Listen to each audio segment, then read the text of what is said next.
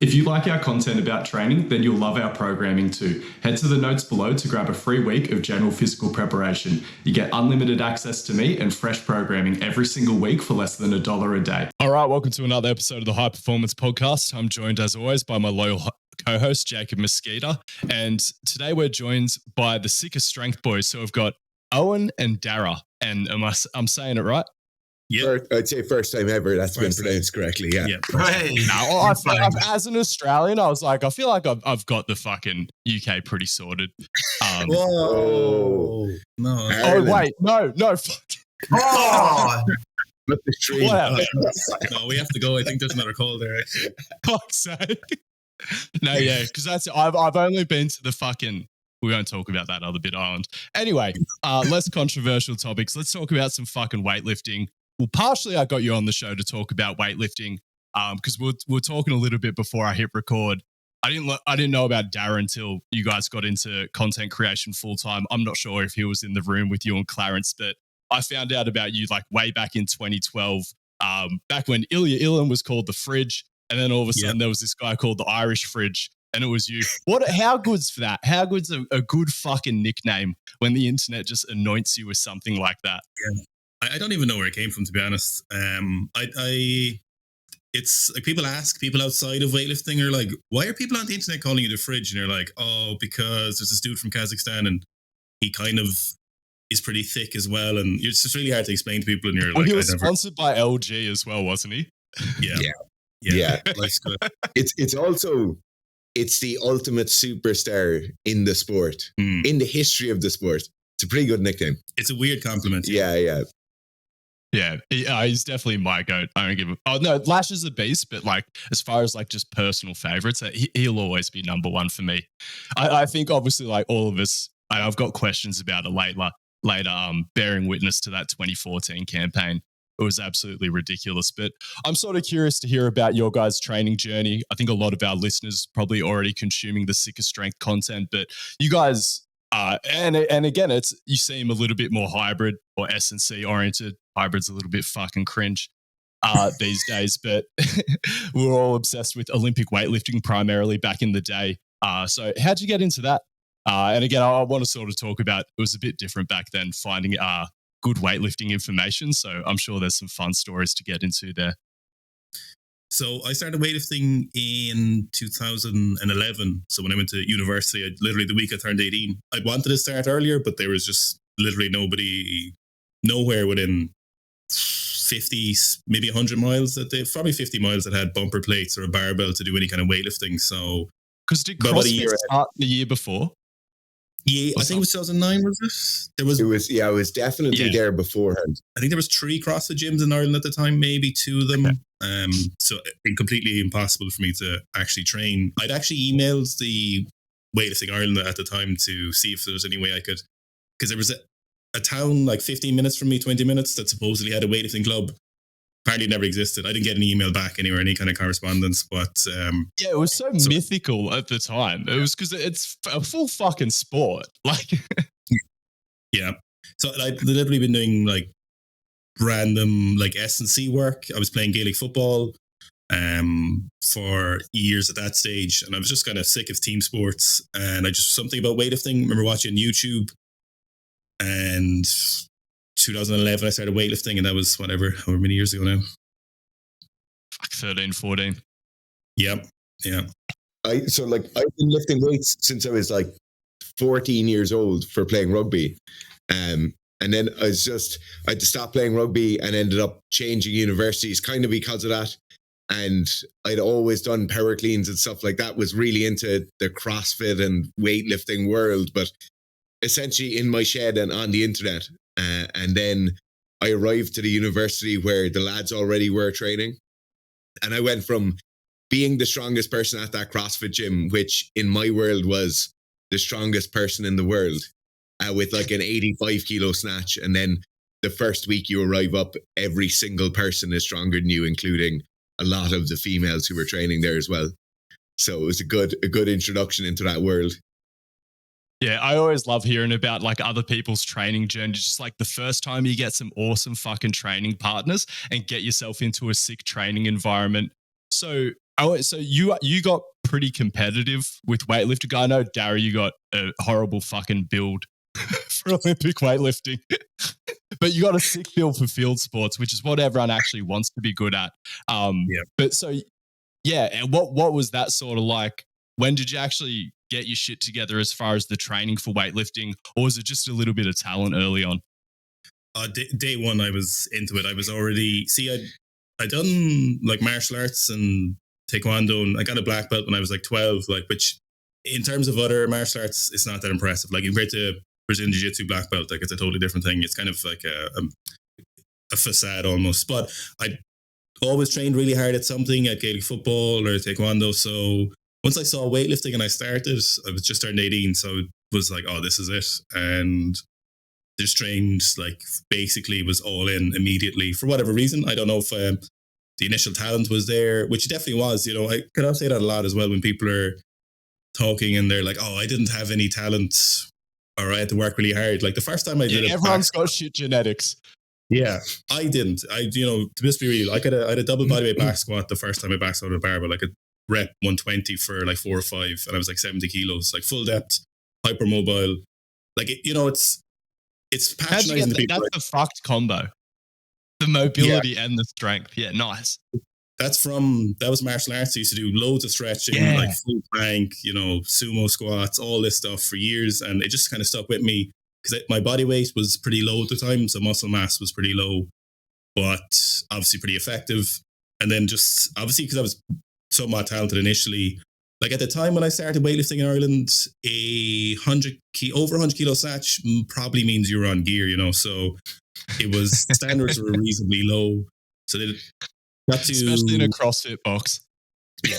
Well, I didn't even train in a CrossFit box. I was still training in a university gym where there was like 5 other weightlifters. Oh, was that pretty S&C, like set up pretty well for proper training, or? Yes, that gym for some reason was pretty class. You assume you into rugby and all? Munster rugby used to train there at times, and Irish rugby. See, when you say Gaelic football, I was a little bit surprised because I had you picked as a rugby player. No, obviously. No rugby. No, he played the rugby, but I was a Gaelic football. And got to like 100 kilo snatch within, I think, like 10 months or so. And I won 25 clean and jerk. And then European Juniors 2 years later in 2013, and progress obviously went really well. Snatched 140 after I think 3.5 years or so, so I was still like 20 or 21. So definitely progress went pretty well. At one point though, it took me a whole year to add a kilo to my clean and jerk. So I went 125. Were you self-coaching? Is this all self-coaching, or did you get like talent identified, put in a camp? No, and no. There's no such thing at the time. And there still isn't really, but I met my coach training there and he coached me for the first 2 years. And I got very lucky because I could have met other people in the country or somewhere else, who wouldn't have been as useful or as clued in. But I luckily met some very good people who were very clued into the sport, and that helped a lot, obviously, in terms of progress. Yeah, for sure. Something that both of you have done that I think is like really cool is just traveling around to a bunch of different weightlifting camps in a bunch of different countries and training with them and learning from them and stuff like that. Can you give us the full list of where you've been for training? Because I know that was Japan. Were you in Qatar when you hung out with Meso? Yeah.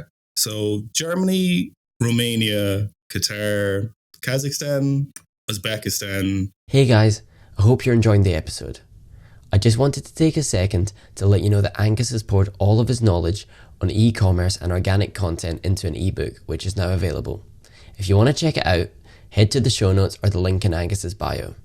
Thanks. Kyrgyzstan, South Korea. We were like the first white people basically to go to the South Korean National Training Center. Japan as well, a lot of members there. And then we had a bit of correspondence with the Latvian team, Ritva, Rebecca Coy, you remember them? Her coach, Edwards. Yeah. One of our athletes went to train with them for a while. You did a coaching course with them. I still remember the Michaela Breeze interview with Rebecca Cohart. That's just burnt into my brain. She's like, when she won Euros or something as a junior, and she was like, if you learn to extend your hips, you'd lift more. Yes. Classic, absolutely classic. Iconic. Yeah. It's funny, a lot of those situations occurred, or a lot of those countries just occur from basically hanging around and being in the space.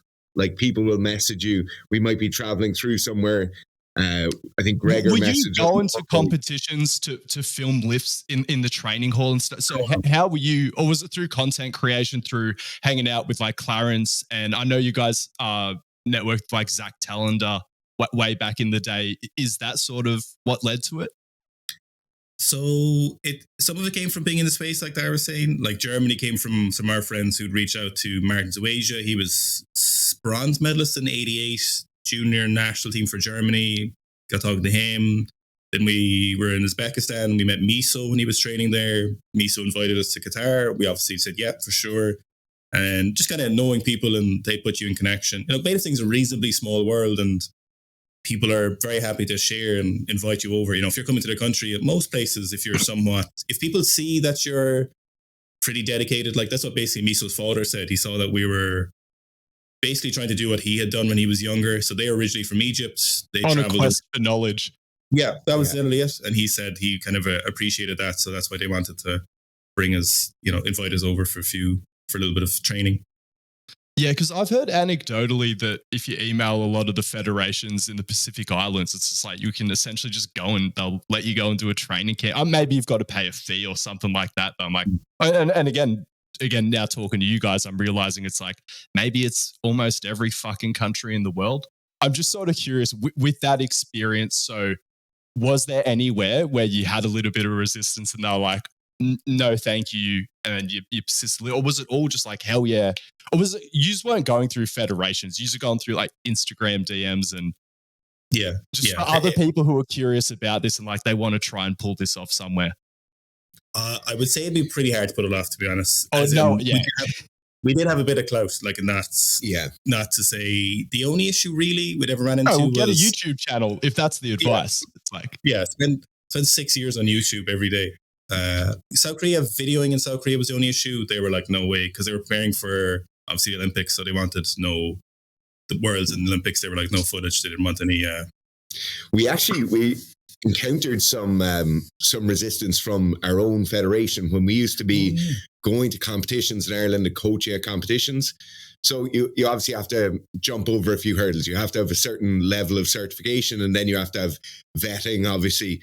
But what happened when we initially started reaching out and going to different countries, one country in particular, the athlete had been banned. And so then suddenly there's question marks coming up where people in our federation did like the association rule and would start coming up where, oh, you're going over and learning about doping from these people or whatever.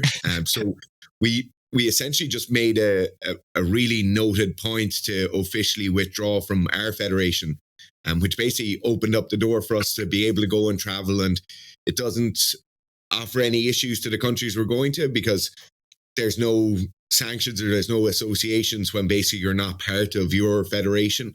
And so it kind of just gave us a clean slate to be going in as completely independent, not linked with anyone, not linked with a country. And then you can hang out and train with them a lot easier.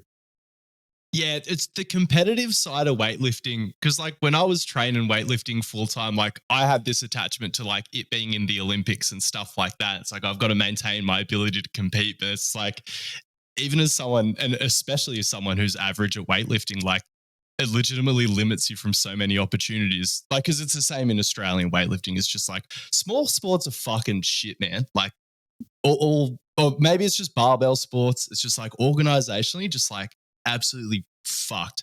I just wanted to circle back to the original points about getting into sort of the weightlifting background. Where was it the moment in the key part of your journey where you guys expanded from more weightlifting training and started expanding to other areas like sprinting and all the other types of preparation when it comes to S&C?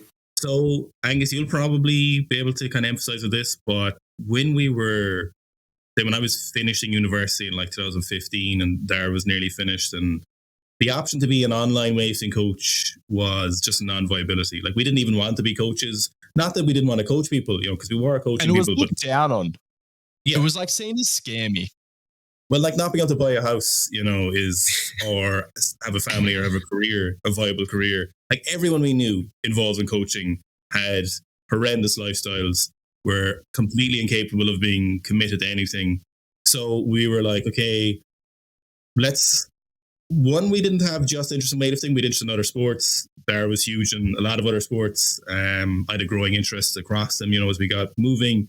But we were always from the get-go, it was never about just weightlifting. We were very diligent because we love weightlifting, obviously, but it wasn't the only thing we wanted to do. And the potential size of our market, you couldn't stick with weightlifting at the time. Now maybe you could for sure, but it was just a complete inviability to try and be a weightlifting only coach online. It would have been impossible.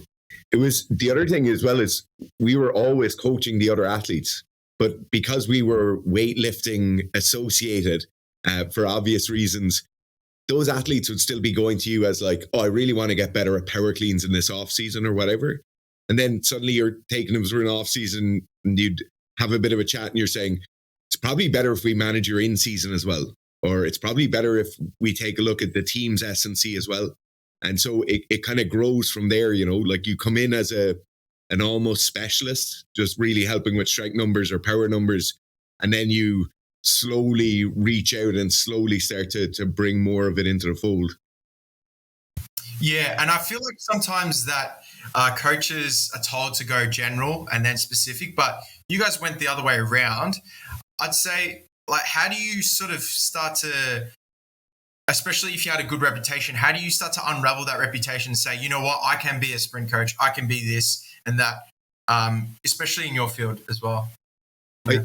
I think a lot of it comes from what your own level of perceived expertise would be. So we were coming in from strength training and power sports, and there's a certain level of understanding you have about that, about the programming, about the coaching, about how the mechanics of those look. And I think then if something becomes very interesting to you, for a number of years, Owen became incredibly interested in the mobility side of things, the rehab side of things. And we both had a kind of growing interest in it.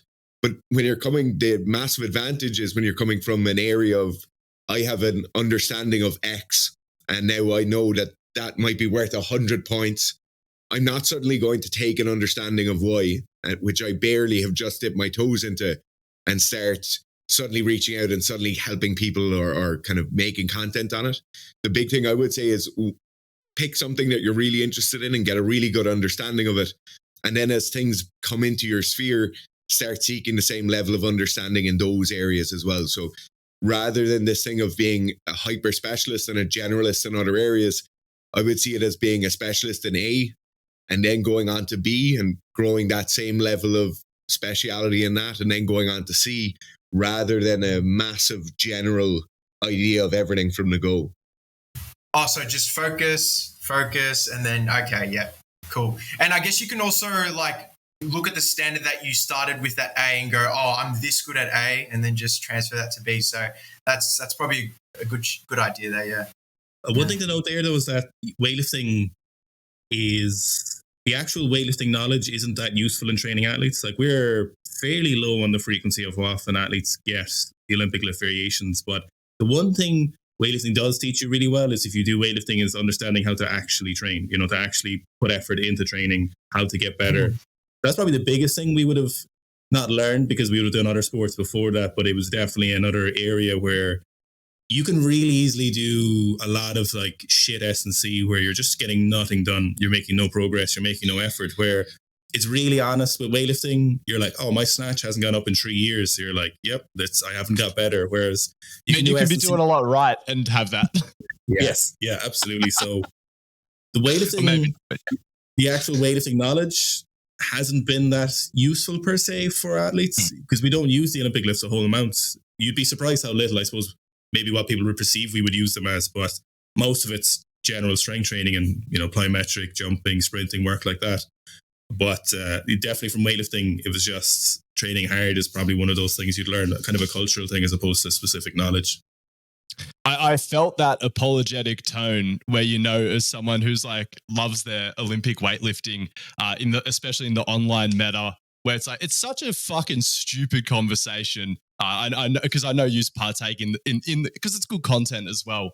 But And again, people would stereotype use or not because you put out your opinion on it that you don't think the Olympic lifts are compulsory.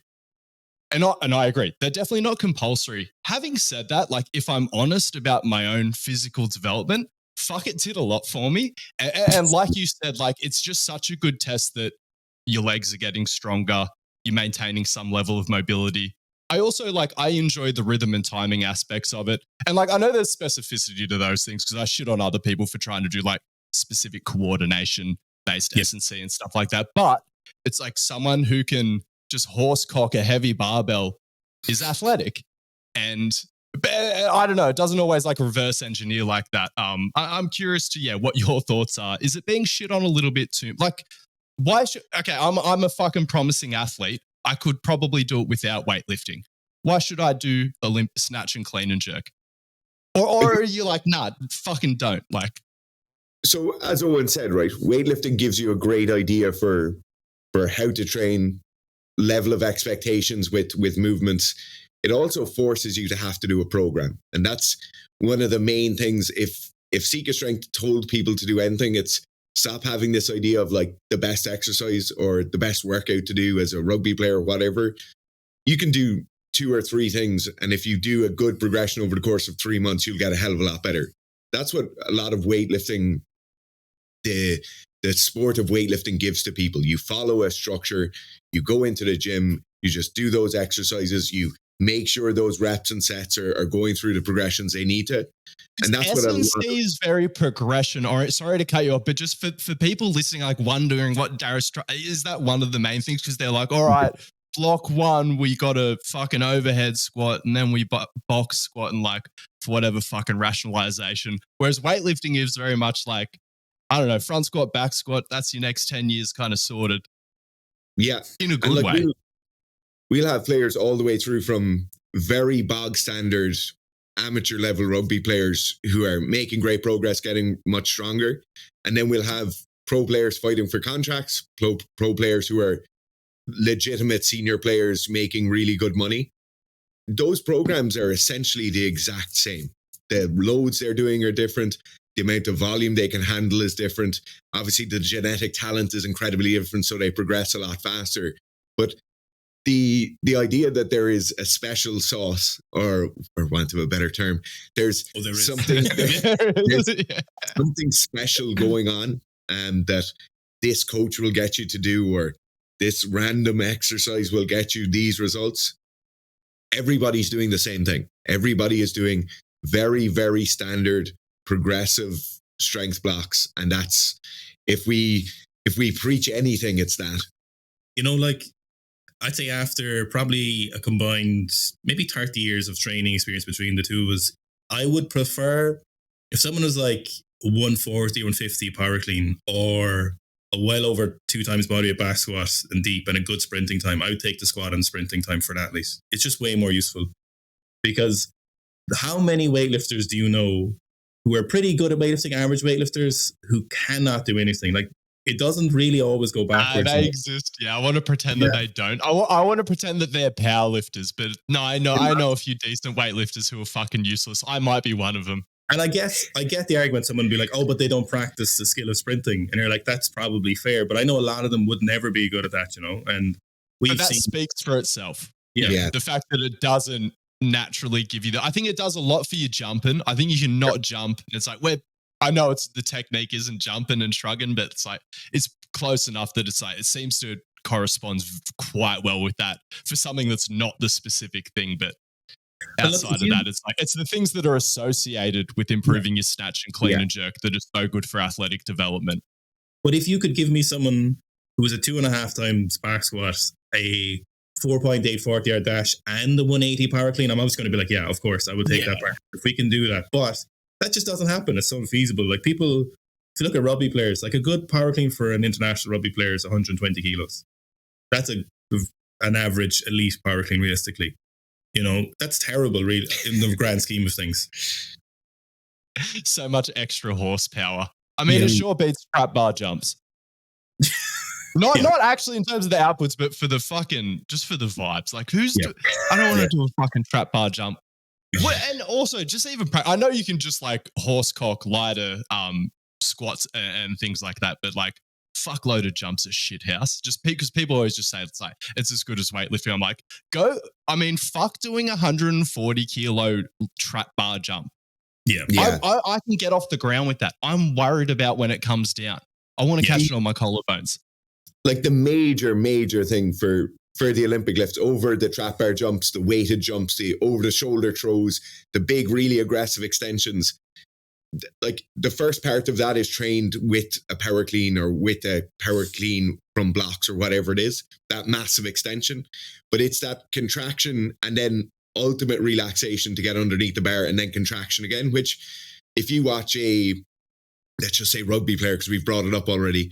If you watch a rugby player sprinting at somebody and they're sprinting maximally and then they're going to do a swerve, they're going to sidestep someone, it's that maximal contraction followed by an incredible amount of relaxation to drop their leg out to the side and then a massive contraction again. And I think that's where a lot of the weighted jumps dropping into a squat's pretty good. Yeah. So it is. There's definitely added advantages to the lifts versus those weighted jumps. But as Owen was saying, general athletic development is much more beneficial. I think even some coaches are misguided, certainly coming from, that's not coaches, that's probably not fair. People who come from the track and field side of things, they sometimes make the assumption that it's the power clean and the power snatch are for the triple extension. But that's probably the last thing you want. Like if you look at gait analysis of some really good runners and sprinters, they're not really, they don't extend their back legs, or they don't really extend them. You know, if you slow it down, whether that's a fair way of analysis or not, like they're not getting to full extension. A lot of them, I think there's like a video of Usain Bolt's gait analysis and he's not fully extending. Like the real benefit, like Dara said, from the Olympic lifts is really high contractions, really fast relaxation of those, and then contracting them again as fast as possible, which you can train really well with a good sprint and some good jumping. And then if you have high force production from a big back squat, because it is complicated. Like the power clean is hard to learn, a good power clean. If you want to learn one where when you get a video, people aren't going, ooh, like they're not looking like this, you know, that's very hard to get. But you'll get track and field athletes who can power clean. Some of those US college football players. Yeah. And that's it. Like I'm a movement optimist. I'm fine with a bit of sloppy form. It kind of gets me going a bit. But when they dump down with 180 kilos and just grind through it, it's insane. Like, but you actually have to add it to those. A lot of the American football players have surprisingly good. Yeah, some of them are good. Like Saquon Barkley was good. Who's the guy with memory? 90? He was the one that reverse ass jumped over that guy. The 180 kilo power clean clip went viral, and he also has a phenomenal. It's like 260 kilos for 5, a really nice set of squats from back in his college days. Jeez. Nick Chubb, have you seen his? I think he's like a 190 power clean, and it's really nice. Yeah. Really, really nice. But I had that question. I had that question down for later. Do you have a favorite non-Olympic weightlifting athlete, Olympic weightlifting performance? Oh, there definitely is. I just can't. I have. So from back in the day, right? And this isn't so much from their performance, but it's more so from what they did for the sport. The Franks brothers who played for the All Blacks, Owen and Ben Franks, they were unbelievable. They're props, right? They're massive dudes. They're really good at scrummaging, which, to be honest, is a props job. If you can't hit a scrum well and win scrum penalties, you're not doing your job. But what they did is they essentially, their dad ended up starting a CrossFit gym, but they went to weightlifting coaches and powerlifting coaches and became unbelievably athletic front rows, where the All Blacks are suddenly playing against Ireland and it's like you have 5 people playing in the back row. And so for me, that's definitely Owen Franks training with some of those weightlifting coaches is one of the standout things. Is there footage on YouTube? Yeah, old school footage. Hell yeah. I think probably, so did you see that thrower that power cleaned 200 for 5 a few weeks ago, sometime in September? Is it the guy with the glasses? Did he? The sweatband. Poindexter? yeah, that's him. So like, just on pure numbers, that is probably my favorite. But realistically, I think when we went to Qatar, there was a thrower there named Ashraf, and we were training miso, and this massive human being came in, like really nice, and he bought some like traditional, I think it was Egyptian food. It was like fermented butter and like biscuits and stuff. And obviously me and Dara were like, oh yeah, okay. And then he starts training, and he was training at Miso's dad because he said his own S&C coaches were making him worse.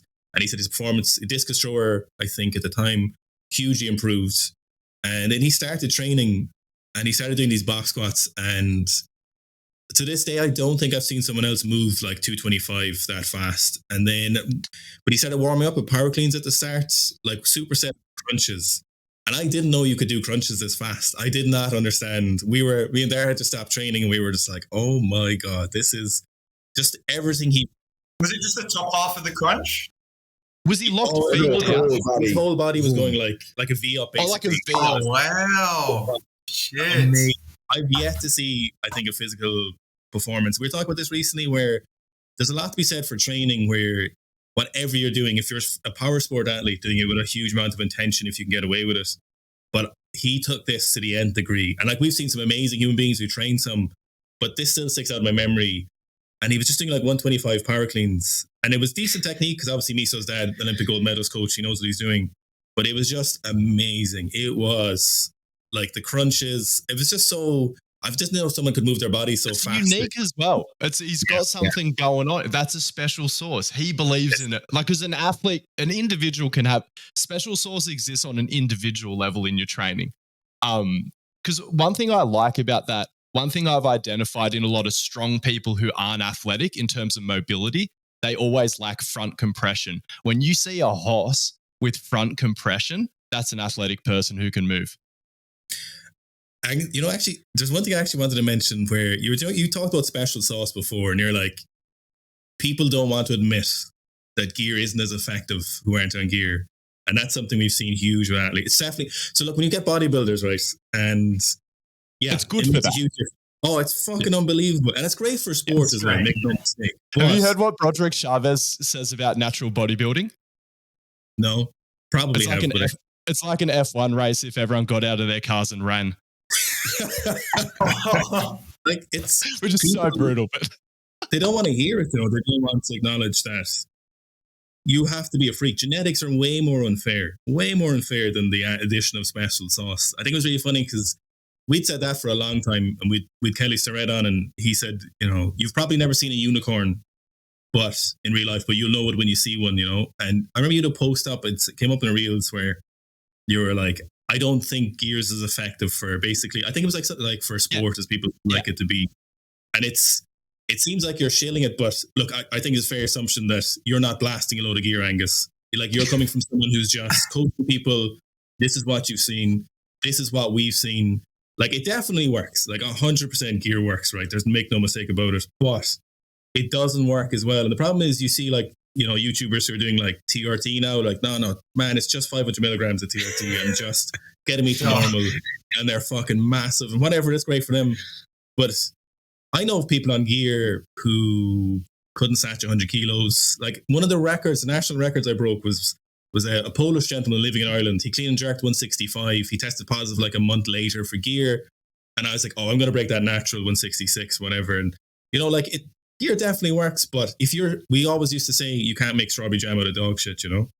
So that was kind of just on the special sauce. It was a post you'd made, Angus. Sorry for derailing your questions here, but it was something I thought about. I'm glad you brought it up because a lot of people were like, yeah, Angus, people say that I am prone to clickbait. It's like, no, I'm prone to hot takes. I always genuinely believe what I say.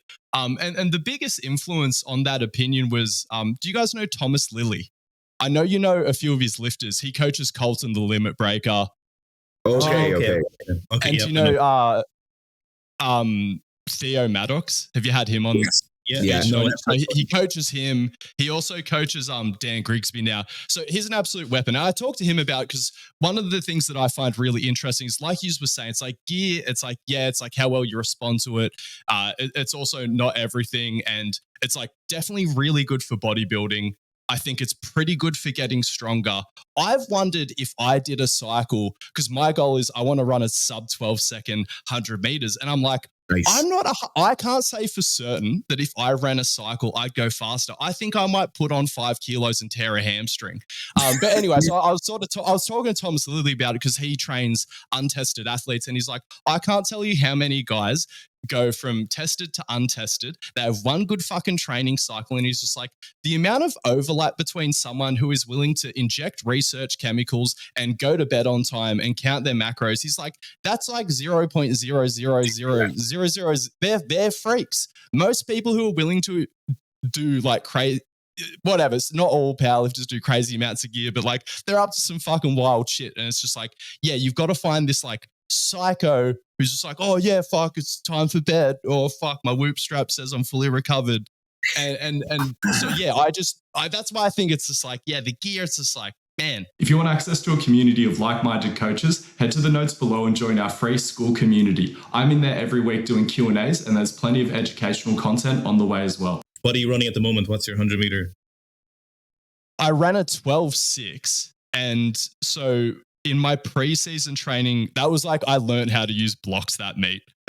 Okay. And I thought I brought my max velocity down by about 0.05 of a second, but I've realized my timing gates are just feeding me absolute nonsense. So I'm coming up to my first meet of the season in a month or so.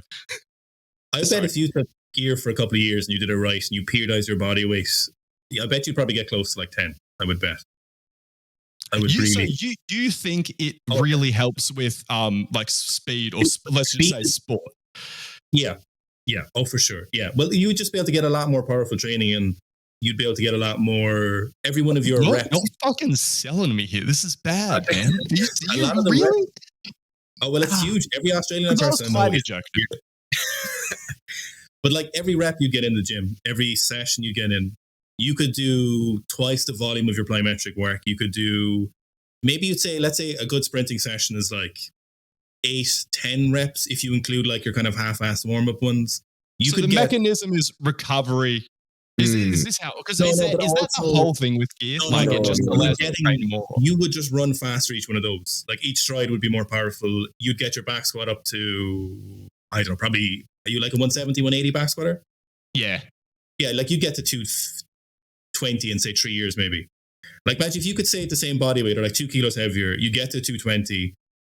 Like you're going from a place where, look, at 12 second plus 100 meters isn't amazing. Like no one's gonna. No, it's never gonna take you below 10. Obviously, it might not even take you below 11. Probably won't take you below 11. I say realistically, but I bet you could get really close to 11 in like 2 or 3 years, if from what we've seen people do with training.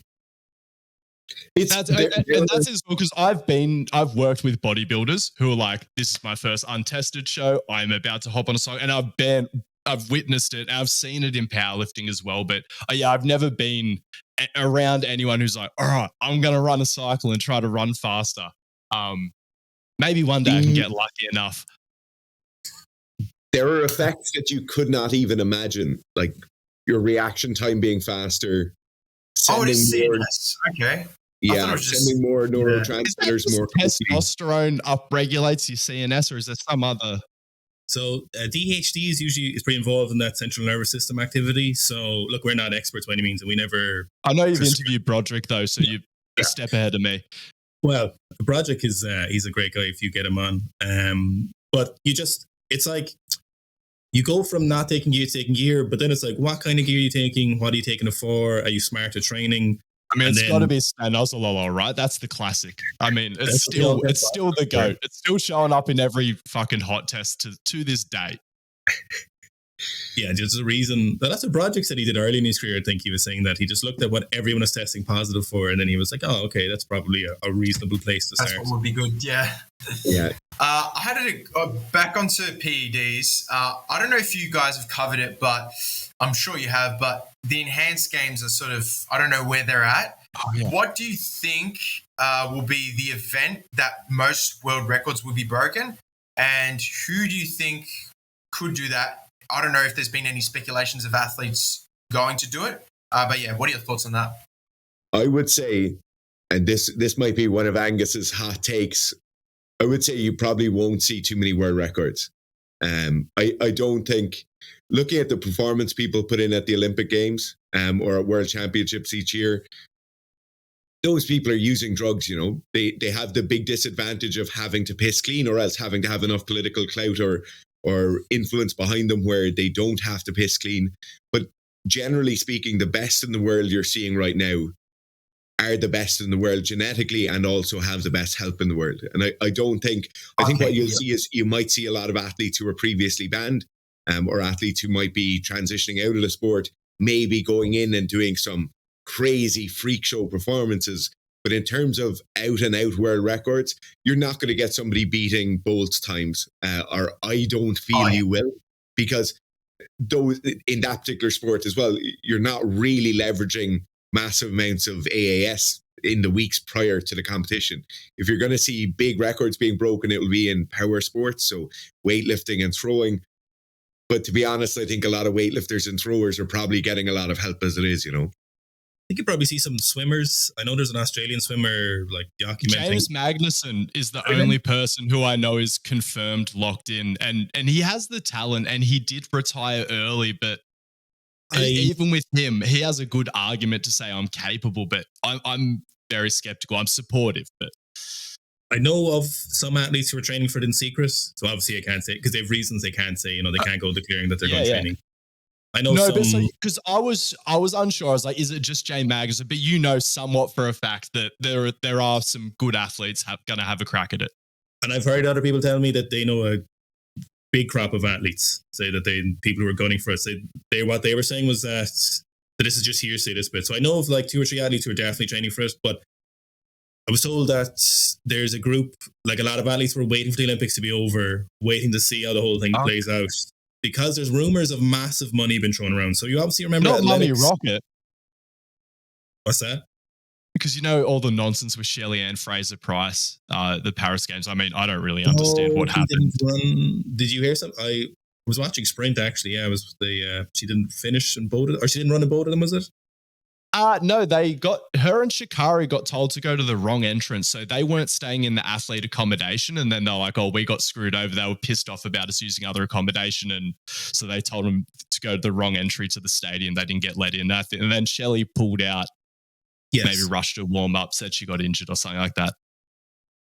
So I've heard that the athletes are waiting to see, because there's rumors of like millions of prize money, like millions of dollars for gold and stuff for world records. So like if you're doing athletics, and most countries don't give you that money for gold anyway. So if you're getting 40, 50, 60,000 euro a year, and if someone's like, you could take here and in 2 years you could win $1 million, you're obviously going to be like, okay, especially if you've already won, or if you've done it before and you've been close, but you're not going to win. Like, okay, yeah. If that was my career, I'd be doing it. What if, do you think that, because we said, we don't think anyone's going to break Usain Bolt's world record. If Kashane Thompson just juiced to the fucking gills, ran like a 9.4, do you think that would create like gear acceptance? And people are like, I can't unsee that 9.4. I can't look at that 9.58 in the record books anymore. Like, I think it would be paradigm shifting.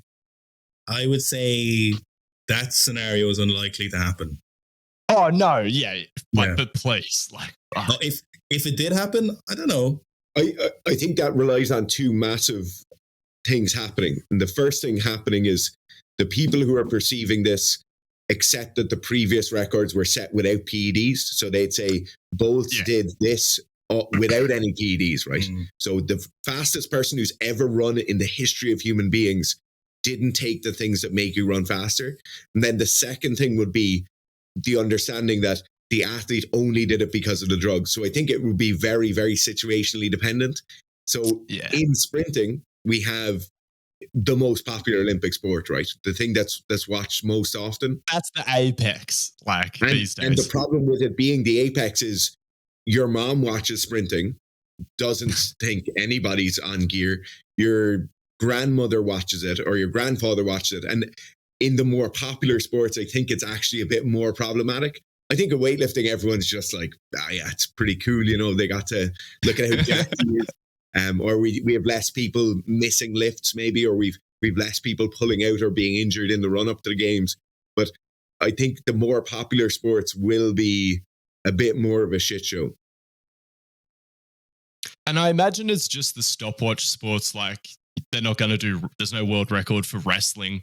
Or do they want the entertainment spectacle of like more roided up wrestlers?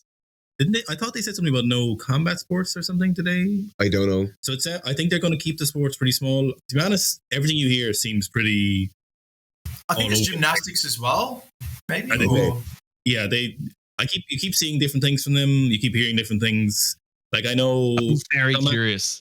I've been contacted by them and have been told this is what they're being offered. So I know for a fact they've reached out to certain athletes and been like, look, if you get ready, this is what's there for you, But I don't know if I believe anyone, to be honest. It's very hard to know. Down in the Middle East, for sure, right? It has a bit of Fire Fest vibes. It does have a bit of Fire Fest. It does have a bit of yeah. It's going to be the coolest thing that ever happened, but nobody knows anything that's happening. Yeah. The pool's going to be like brown and I could see it going. Because it's like the logistics are crazy. Like that they've already sort of outlined, and then they have been suspiciously quiet. Isn't it on in Australia next year? I think supposedly, allegedly. Oh, what? Oh, right. 2025 is Australia, I'm sure. Or what it was supposed to be. Oh fuck! Hell yeah! That's what? The Roided Olympics is happening in my own backyard. Quickly, go start training. Oh my god, this is maybe they want a guy like us. We get an average guy to run fucking sub 11. Because I've been getting cheated up about 2032 Brisbane. We got the Olympics coming nice. up. 2032. Is it? I thought. Did you pull out of the Commonwealth Games as well? Recently? Melbourne did. Yeah. Is anyone taking that, or are we fucking done with the Com Games? I think Scotland have. I think Scotland has Birmingham again. No, Scotland's in Edinburgh. I think. Scotland. Sorry. Yeah. Well, you're dead right about the Colonials games, obviously. Yeah. I mean, it's pretty gross. People were like, are you going to go watch Commonwealth Games in Birmingham? And we're like, fuck no, we're not going to go watch the Commonwealth. No, okay. I'm a pig, though, for sports watching. Like, it works on me. I will. It doesn't matter what you're doing behind the scenes. If you're throwing a sporting event, I'm like, 800 years of oppression is where the line gets thrown, Angus. All right. No, the Gold Coast Com Games, we got like press passes, and it was just like that was my first exposure, like high level. I was like, fucking God save the Queen at the time. Prince Charles actually came out, and I was shocked at how inbred it just radiated. TV doesn't capture how inbred that man is. It's insane. He talks out his nose. Anyway, sorry. We were always like, the Olympics is really corrupt. They're like, the athletes don't get paid. And then this year we went and we're like, the Olympics is fucking class. We came back with Olympic flags and Olympic t-shirts. This is stuff for my son, and I was like, this is so cool. The Olympics are the best thing ever. One of the things that you've actually witnessed at the Olympics that was really controversial, that's actually still sort of going on, is Robu Murren, everyone's favorite wonky weightlifter. We value your input here at the Hyperformance podcast. Head to the SpeakPipe link in the notes below and you can leave us a voicemail where you can ask us a question or leave us a topic for us to explore on the show. We hope to hear from you soon. What was quite interesting about it is, can we just talk about the jury situation and do you have any insight into that? Because again, yous were there. I didn't really understand what was going on the broadcast. Yeah. So we just started booing every time the jury stepped in. We'd be like, boo, like just to try and influence things. And then the whole audience. But from memory, was the jury quite active? Sorry, just to set context for people who aren't weightlifting pigs who are listening. The jury had been quite active, overturning a lot of calls. Most of them had been pretty reasonable, though, or do you think it was just fucking all over the place? There's the massive issue that exists, right? So in weightlifting, we have a panel of referees, and then you have a jury that backs them up. So you can go, if the jury disagrees with the referee's decision, or if coaches come out and complain, they can put it for jury review. And the biggest issue at this Olympic Games was there was a lot of bad decisions made. So there's bad decisions made on the refereeing side of things where the jury had to step in. And there was bad decisions made on the jury side of thing where they're the last line of defense and they made the wrong call, or what we perceived to be the wrong call. To be honest, that's a structural issue, but the main issue exists is where the rule set is not clear. The rule set of somebody shoulder shifting and making look like their elbow bent a small bit, that's kind of a bullshit thing, We're not in a sport where it's a qualitative thing of how pretty something looks. We're not in gymnastics or figure skating or anything like that. There has to be much more rigorous outlines as to what the rules are. And I think in that case, a jury decision can be great, where it's like the off the pitch referee in soccer, or where you go to the camera review of something. I think that would be absolutely brilliant. But if the rule set is not clear, and if there's not an immediate decision being made that everybody in the stadium agrees with, I think then you see where the big cracks lie. It's a terrible setup, because like it's like you give the jury extra information, but then they're also under pressure to. It's like, you've already admitted that the situation requires nuance, but yeah, it's like you got a minute to make the decision. There's like 4 or 5 fucking people talking. There's a hierarchy, it seems, that they've got to respect. So I don't know the actual rules in competition. Because I thought that you had to be prompted by the team to review it. No, actually, that isn't the case. So them, or is it, if it's 3 reds, the jury has to be prompted, or it can't even be challenged if it's 3 reds? Does that have anything to do with it? Or am I getting confused with powerlifting rules? There's an argument to be made that if you get 3 reds, the jury shouldn't do anything, realistically. They're saying all the judges, what's the point of the judges? They're saying 3 angles of it. Yeah, like you get a challenge card. In Nino and Robu's case, they were actually already reviewing it from what I remember, but the coach still gave them the challenge card, but they gave it back to them because they're like, no, they're reviewing it. My original opinion would have been that Nino lifted the most weights overhead. Yeah, it wasn't the prettiest. And I know people are like, oh, the spirit of the sport doesn't matter. Rules matter. But you might think, okay, he did lift the most weight overhead. It's okay to have some opinion on the rules. But now my opinion is, obviously, if it seems like Nino's a piece of shit, so Robu should get his bronze medal. It'd be interesting to see if they did anything like that. I don't think it's going to go anywhere. And again, I like to see the biggest weight lifted. I want to see the press out rule eliminated. But yeah, for the context that the competition was in, it's like Robu. I've seen bullshit from refs. I've seen bullshit from jury. I've never seen a press out that hectic overturned in my life. Yeah. Yeah. Yeah. Don't forget Robu had other chances to win. He had more lifts to go. Like, he could have won still. Come out and make your lift 2 at the same time. It's my kind of opinion. Like, go lift more weight. That kind of way. Like, if he had all his attempts done and everyone was finished, then you'd be like, okay, yeah, that sucks because you didn't even get a chance to try and lift more. But he had more attempts. Didn't take his 3 shots at the title.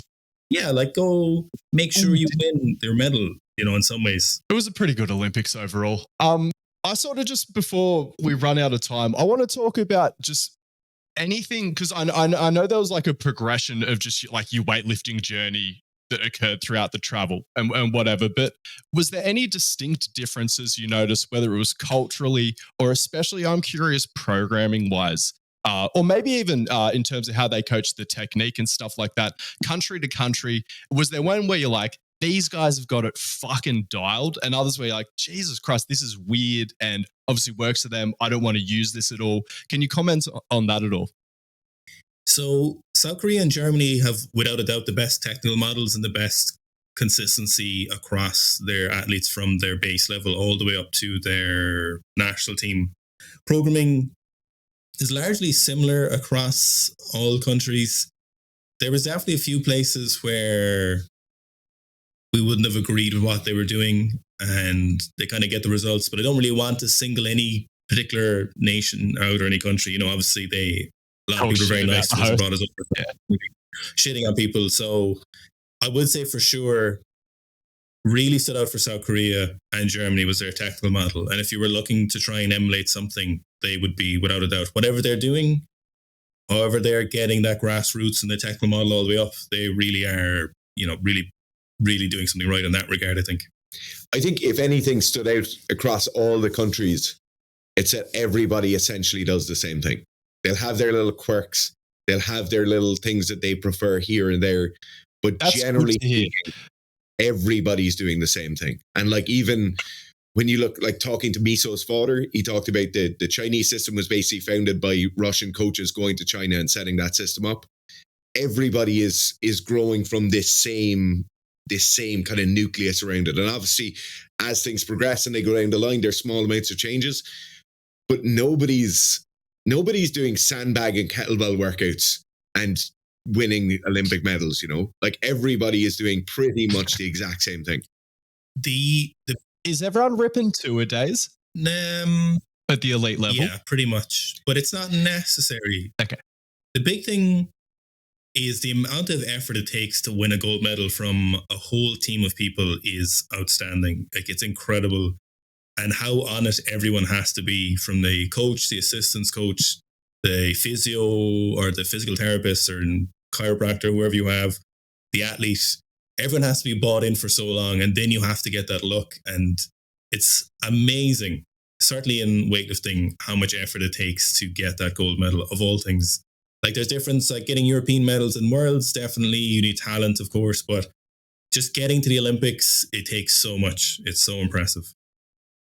I definitely pick up on that team sense with Carlos, Nassar, and Lasha Talakadze. I'm sure all the top sort of lifters have it in their own way, like support, but it's very obvious. They have a posse everywhere that they go. Yeah. Oh, Ukraine as well, actually, Anton. Yes, yeah. So, like, current weightlifting coach Anton he's from Ukraine originally, and Georgia. So actually, he's been to those two systems, and again, very similar stuff. Is Anton the guy that doesn't triple extend at all? But he looks really slick. I love, Yeah. I've got a bit of a bias. I'm just like, obviously I know plenty of good lifters, like triple extension's pretty solid advice for weightlifting, but I'm just like, no, they do exist. These people where they're just like, I'm going to prioritize getting under the bar. Because I sort of look at it same as sprinting, right? Same way Usain Bolt doesn't fully triple extend, doesn't push it along the ground for as long, but obviously gets into his front side quicker. I imagine for him, he's just like, I've pulled the bar high enough, just going to start getting under it. Yeah, and there's like the Italians are very much prioritizing speed under the bar. They're not really worried about anything else too much. They just want fast under the bar. Is anywhere where you went where they'll like pull the fuck out of it? You just keep pulling. I think because I hear that in coaching sometimes. Just keep pulling. In Romania, they were all about speed. So they didn't really have a technical model. So what they said was, you'd learn from the older lifters, the people above you, or in the club. If you were doing something wrong, the coach would have enough knowledge. You know, they'd be coaching for 30, 40 years, maybe a lifter themselves. And they would say, look, see what Jacob's doing there, Angus. Like, you copy him and get that better. But the overarching thing is speed and power on every lift you do. And well, it worked really well for Romania, you know. Like speed squats, speed everything. Just do it faster. Do everything faster. Like everything fast. Your full snatch faster, your clean jerk faster, everything fast. Do you have moments of technical nihilism with weightlifting? I'm going through it. I'm not saying you can just fucking do whatever. I'm definitely not saying that. And I respect, because I heard you saying you think that Carlos, you're like, obviously he's fucking good and there's some great qualities about his snatch, but it's like he jumps forward. It's like, you know, there's some inefficiencies there.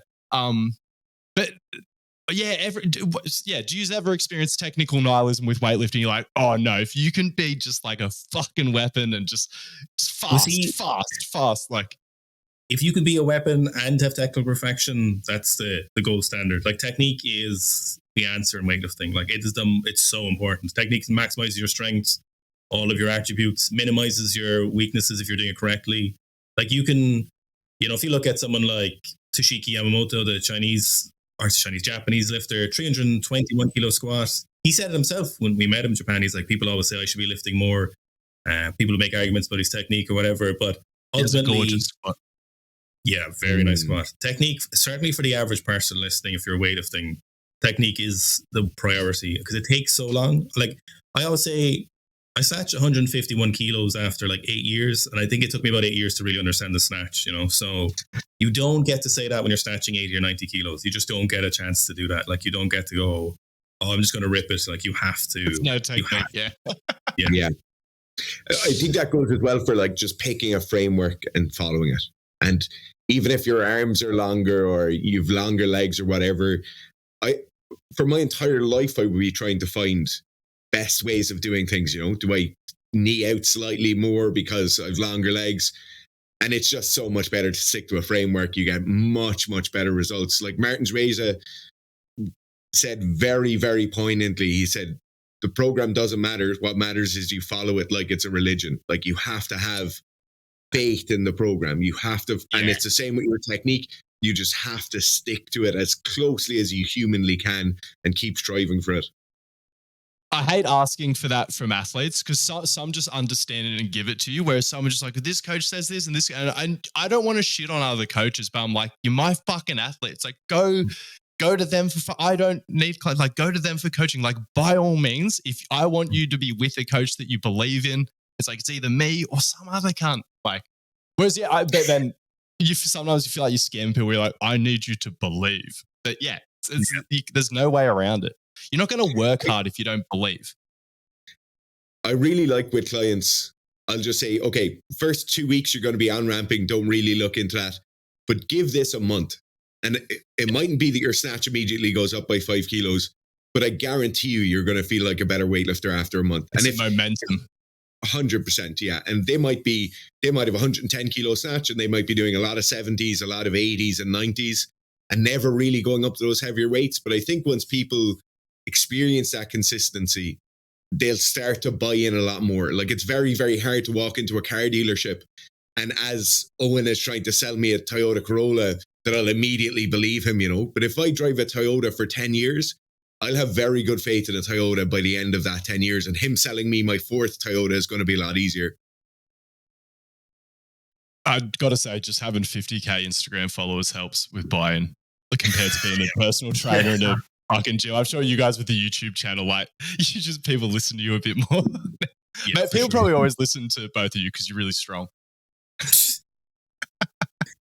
Actually, one thing just on the subject of the Olympic lifts for sports, I had a weightlifter qualify for the Australian bobsleigh team this year, but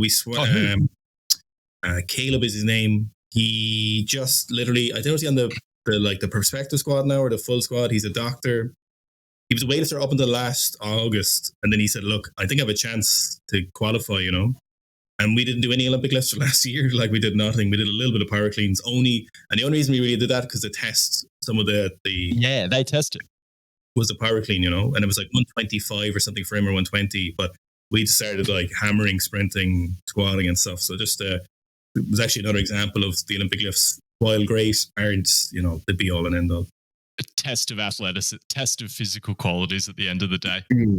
Yeah. That's crazy as a doctor because I know one Aussie guy getting trial. It's like he's a fucking plastic surgeon, 90 kilos, fucking cleans 180, runs 10.5. I'm like, fuck these people, man. Like, nice. If you're sick of going goblin mode on the same 4 accessory exercises at the end of every single session, head to the notes below and grab our free gymnastics program. It'll change the way you think about accessories forever.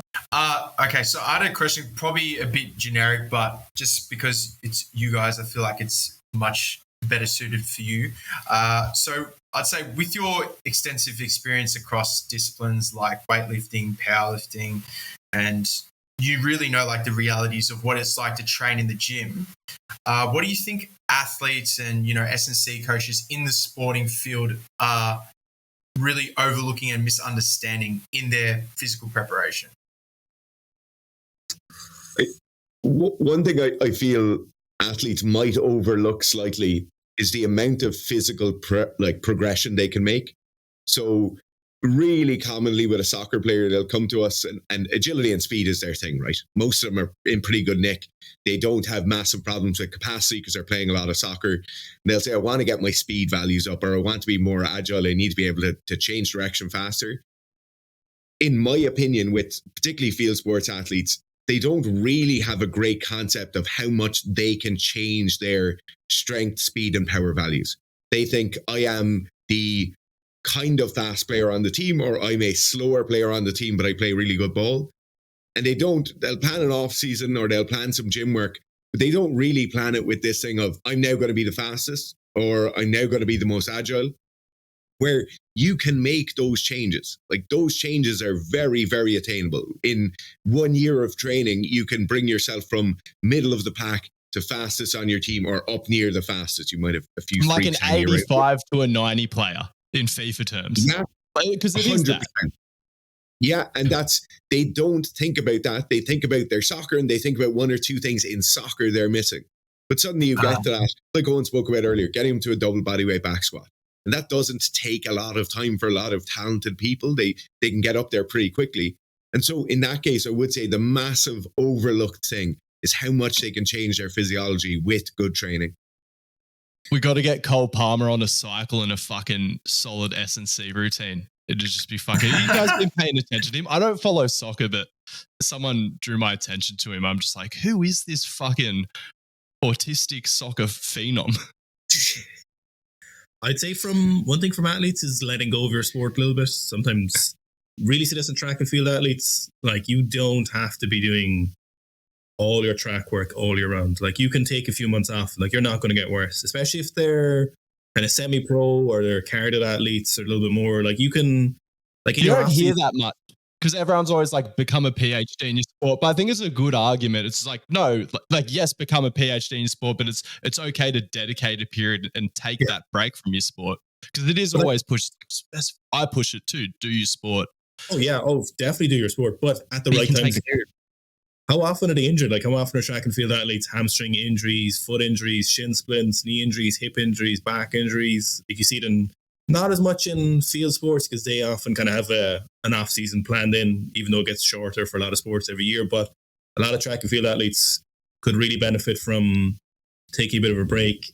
Then in terms of track and field as well, sometimes the programming is kind of wacky, I suppose is a nice way of saying it. You know, they'll be like an 800 meter runner or a 400 meter runner, and they'll be doing 5Ks every week. And you're like, why are you doing 5Ks every week? Like, if it comes into race season, like, why are you still doing 5Ks and 2Ks? You know, what's your reasoning? Because you don't want to come in and be like, that's fucking wild. stupid.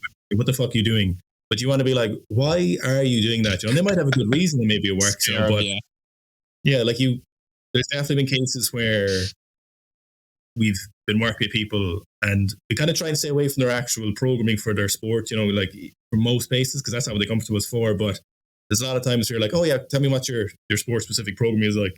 And you'll hear it and you'll be like, okay, that sounds really, like, you'll be thinking like, that sounds really stupid, but you just kind of want to influence in a bit of a positive direction. And I see, I wouldn't really blame them, because a lot of times that's coming from a coach who's just been like, this is what I do with every athlete. And I've been doing it for 30 years and I have a club and stuff, you know, so. Is it more like the head coach trying to get S&C and get like generalized rather than just sticking in their lane? Is that what it is you're trying to explain? Or? No, it's the actual, like, the sport specific programming that they're doing. So like, it'd be like a 100 meter runner coming to us and being like, yeah, so I do 2Ks twice a week, every week, all year round.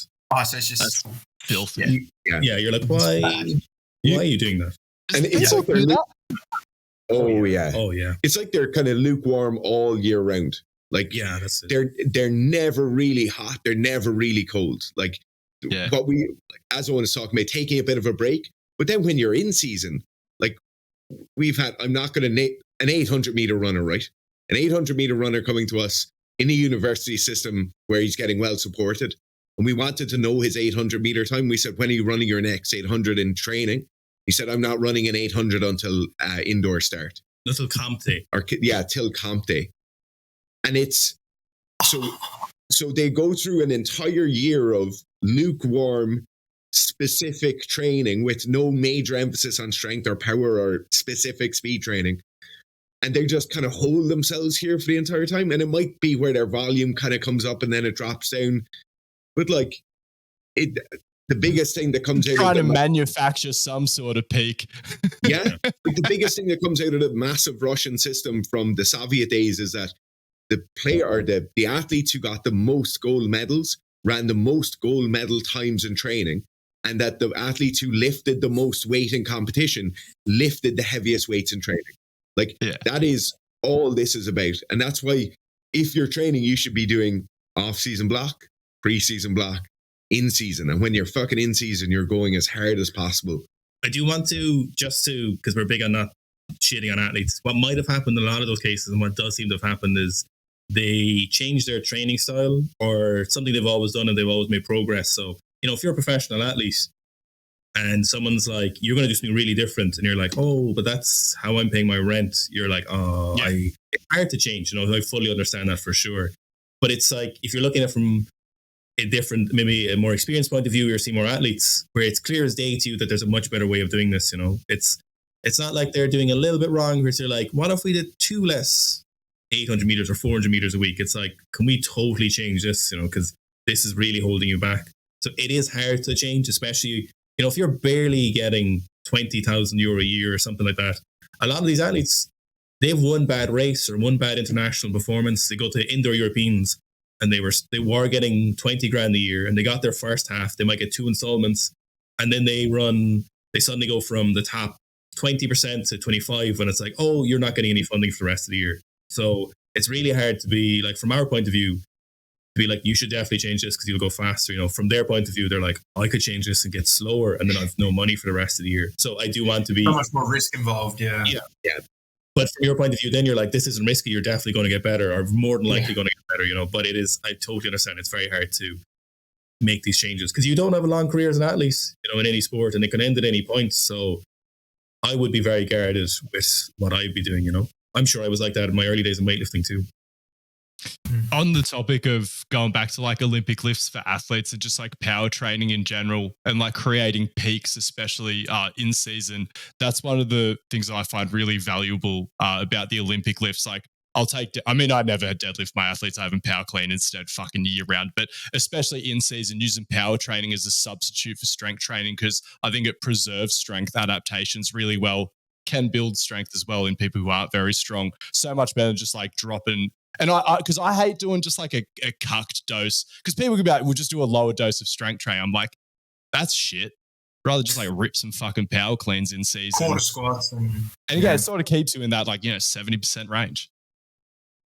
What we usually do is it's usually the same movements, but then we'll start looking at kind of bar speed in season. So maybe you'll take that rugby player. Like velocity loss caps in season to limit the fatigue. It would be velocity loss, but you're just literally looking at how fast the bar is moving, and you're like, you have this more lighter load, not using it to regulate strength training, doing power training with VBT. Hell yeah. Any amount of strength training maintains most of your strength training. If you're decently strong, 10-20% of the amount of training you did to get somewhere will maintain at least 80% of that. So what we do is build as much strength and resources, physical resources in the off season, if you want to look at it like that, and then fight the decay as much as you can in the in season, and prioritize staying fresh and game day or meet day or track day or whatever you can by doing whatever movements we're familiar with, moving as heavy weights as fast as possible, trying not to get too fatigued to gym sessions because it's comp day now, it's sport day now, it's time for the sport to take precedent. And so what, if we plan to do a 200 kilo double on the back squat, but we had to do 170 or 180 today, it doesn't matter, So that's our big thing, is use the off season as much as possible, maintain it, keep barbell speed going. Like you are going to lose fitness as the season goes on. Like it's going to happen. And I think it's kind of foolish to try and fight it too much. You want to maintain it or slow it down as much as possible. Weekly games as an adult is fucked. Yeah. Particularly weekly games where you're taking impact is horrendous. Brutal. Yeah, it's fucking. I don't know, like professional rugby players. I get that's the whole thing. Like it's not just the physical qualities, like they're actually built different as well. This has been a fucking phenomenal chat. I could chat about just fucking sport and SZN with you guys all night, but it's almost fucking midnight over here in Australia. And I don't know what our audience's appetite is like. We've been doing some gargantuan episodes lately, but thank you guys. Like I learned a fuck ton this episode. And yeah, just thoroughly enjoyable chat. Can you guys just plug your socials? Or it's probably, whatever. Where can people find you? What do you want them paying attention to? Do you have any training camps coming up? I know you do a few of those. We don't have any training camps. So our gym that we usually go to in Portugal has been rearranged with staff and stuff, and our contacts there have changed. So we're kind of on the lookout. But Sika Strength, Instagram, Sika Strength YouTube are the places to go. And if you're looking training with us, we do some one-to-ones, but it's pretty small at the moment. So it's Sika Strength app, iOS and Android is the main thing. It works. Hell yeah. Our boys are scaling. Yes. Yeah. Yes, absolutely.